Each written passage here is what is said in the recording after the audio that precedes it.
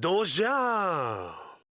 What's up, Swift Street enjoyers and JoJo fans? I'm going to do a quick ramble about the announcement of Part 9 JOJOlands. I'm between other video scripts and personal projects at the moment, and I have no idea when another video will come out. Hopefully, this can serve as an interim while I figure my shit out. It's been over a year since my last JoJo's video, and that was barely considered content to me, even back then. So for those I've not harassed yet, I'm a huge JoJo fan. Call me the JoJo priest because I'm always spreading the good word. The time has finally come. We're getting the start of the next and most likely final part of JoJo this month. There isn't a ton to discuss story-wise, but I want to talk about it some more. I made a buffoon of myself on stream the other day before some news dropped, and I want to rectify my good standing. Really, we're talking about Part 9. So I'm not convinced, and I don't give a shit about the people who think the guy on the JoJo rabbit is the Part 9 protagonist. All we know right now is from the few things Araki has said so far. We got what the protagonist looks like, so we got their connection to the Joestars, and the premise.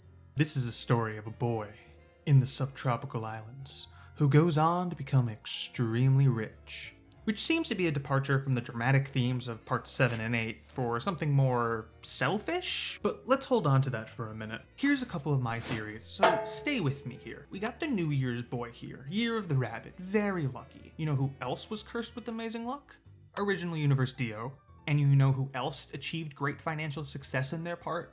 A Giorno. And if we examine part 5, on the surface it's about Giorno taking over the Mafia, but underneath it's got connections to Dio, Stans, and the roots of Stans reaching greater heights are in there, you know? While Giorno doesn't acknowledge those facets directly, they are integral to the storyline as a whole. If my corkboard threads are mildly correct, the road the protagonist takes to reach their riches will be lined with the results of the fights over the corpse parts and the Rokakaka trade. Stuff that Josuke overcame, but also that was left behind, like the Walleyes and the Rock Humans. I don't believe Rabbit Boy will learn of these events, but he'll fight through their outcomes to achieve his goal similar to Giorno.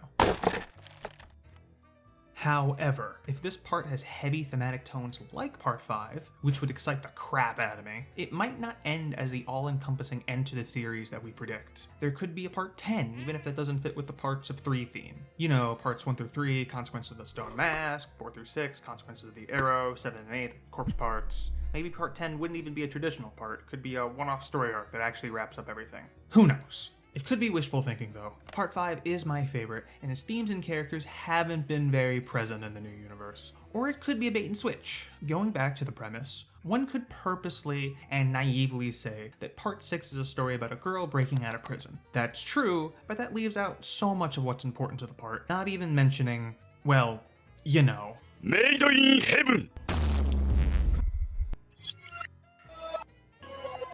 Araki could, and as I'm writing this, probably is pulling a fast one on us by describing the premise in a simple fashion. It would be ludicrous for me to predict all the bizarre shit that's gonna happen, and really, the people that claim they can are just throwing shit at the wall.